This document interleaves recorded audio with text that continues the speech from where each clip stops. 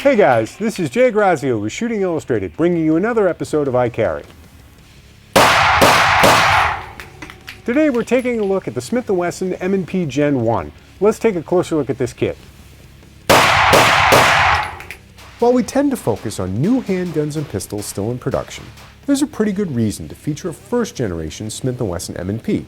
The company produced this handgun for a good dozen years, and countless thousands, if not millions, of 9mm, 40 Smith & Wesson, and 45 ACP models are available on the used market. There's also a sizable number of first-generation pistols becoming available as police departments upgrade to the M2.0 or other pistols. With that large and robust of a used market, the first-gen M&Ps are still a concealed carry consideration. This particular M&P started life as one of the VTAC units, hence the FDE frame.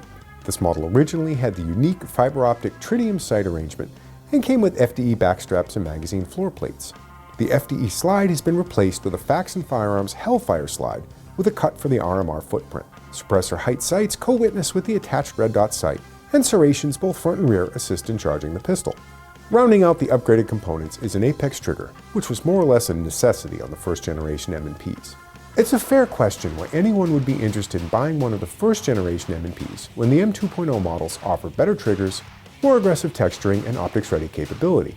There are two ready answers for that. First, as we have recently experienced, in times of scarcity we find we may not have as many choices as we would normally like.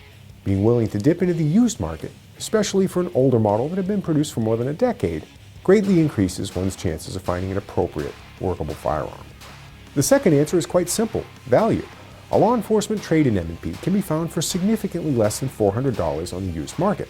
That's a tried and tested handgun that most likely hasn't seen a tremendous number of rounds put through it, offered up for the price of an off-brand model. Since Smith & Wesson smartly designed the M2.0 to use the same magazines and holsters as the Gen 1 models, there's nearly 20 years of aftermarket gear available for this popular pistol. We ran the new Tier 1 concealed holster not all that long ago, but I wanted to circle back to it and use it as it was originally intended, for a pistol with an optic mounted. It's one of the reasons I opted for the M&P with Faxon slide and SRO.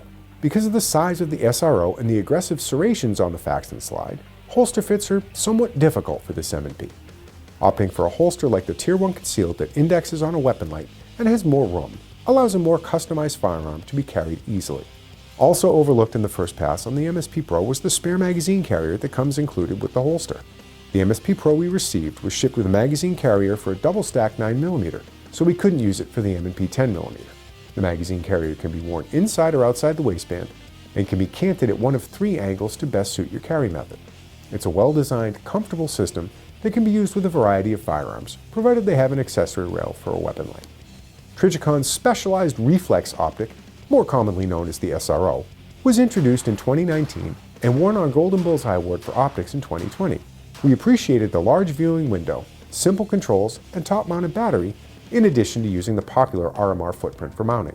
The SRO's dot is super easy to acquire quickly, presenting a 1, 2.5, or 5 MOA dot in the center of a large, circular viewing window. One area to be aware of when choosing the SRO is holster fit. The SRO overhangs the optics cut by a fair amount, and a good number of holsters, even ones with optics cuts, stop just shy of the cut. This leaves the potential for the SRO to impact the holster before the pistol is fully seated. Not all holsters will do this, but it is a phenomenon we've encountered using the SRO. Multi-fit holsters like the MSP Pro are often the best bet for larger optics like the SRO.